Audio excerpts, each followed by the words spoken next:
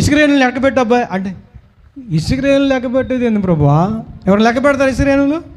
ఇసుక రేణులు లెక్క పెడతారా? ఇసుకలో రేణులు ఉంటాయి, లెక్క పెడతారా? ఇసుక రేణులు లెక్క పెట్టేది ఏంది ప్రభువా అంటే, సరేట్రా పైకి చూడు అన్నాడు. పైకి చూసా, ఏమున్నాయి? నక్షత్రాలు లెక్క పెట్టు అన్నాడు.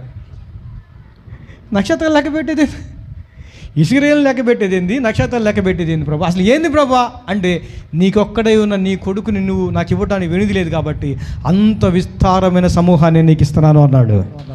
హల్లెలూయా, హల్లెలూయా.